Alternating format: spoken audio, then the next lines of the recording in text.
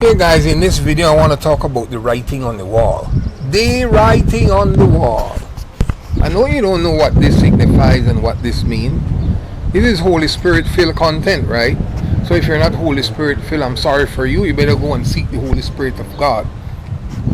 The writing on the wall, okay? A wall represents construction, progress, development, innovation, creativity, productivity. You get the point. A wall.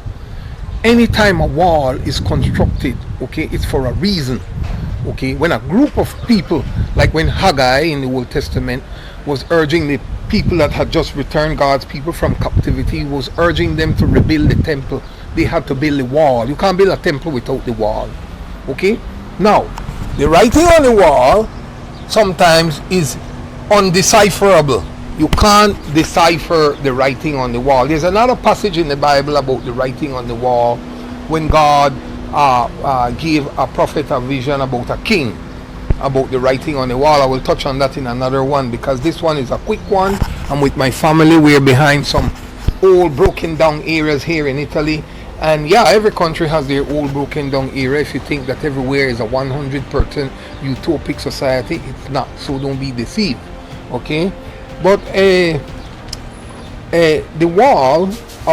wall signifies the type of life you have, the type of life you want to build, okay? The type of life you want to destroy. There's a writing on the wall.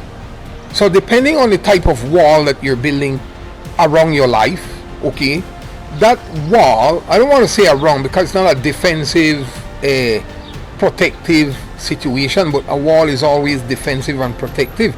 You know, in the olden days before, what I love about Europe is it's filled with castles, and I'm in love with castles, and they're always high walls because you have to have a fortress, and a fortress is made from various levels of walls. Okay, for the enemy in the olden days, they have to penetrate those fortresses to come and attack the center portion of a castle to take down the enemy.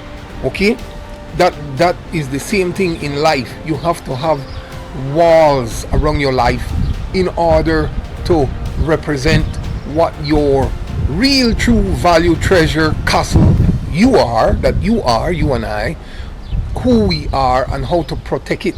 And there are writings on the wall, like the writing on the wall about your destiny, the writing on the wall about your name, the writing on the wall about your genealogy, the writing on the wall about your purpose in life, the writing on the wall about your relationships, the writing on the wall. These writings are the writings that you have to write.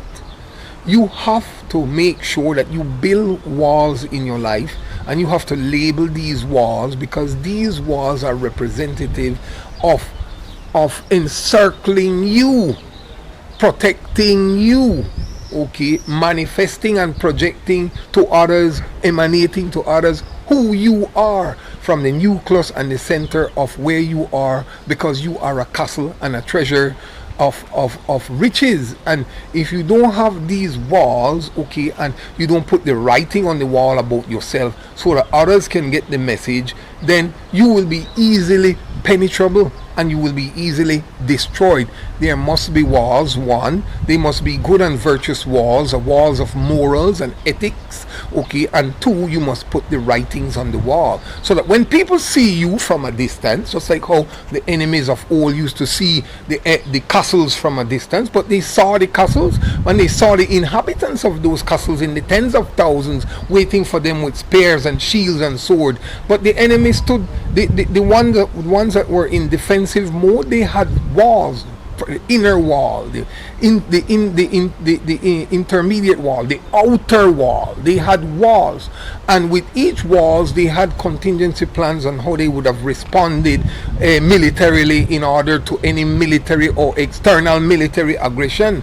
But likewise, the enemy that was attacking the defenders and those in the defensive position studied them and recognized their position and sent out reconnaissance patrol long ahead of them bringing tens of thousands of troops on a pitched battlefield to attack them. They knew how many walls they had, they knew the types of walls they had, and they knew the heights of these walls and whether they were penetrable or scalable and how to deal with these walls. So when they brought the troops, they were ready militarily as well to put their plans and primary, secondary, and other contingency plan to the test, to see if the defender's wall that said that this wall was for this reason, for that reason, defensive wise, if it would withstand what it was created for, if it would be proven. There were many castles in the course of human history, okay, many between the Greeks, okay, and in Persia and all these places that were impenetrable, because the walls were built with a purpose and they had a name on them.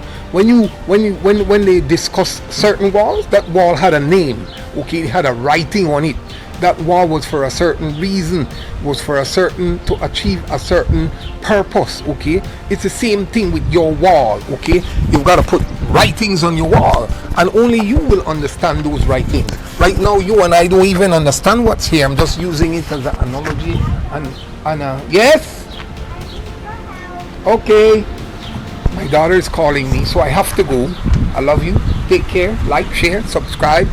Okay, attention is required. Remember, build your walls, purpose in your heart what they're for, and make sure you construct them and fortify them to the maximum capacity so that you live by the standards of the walls that you're building around your life. These are called walls of value, walls of reason and purpose, etc., etc. I hope this little video made some sense to you. Like, share, and subscribe, and see another one soon.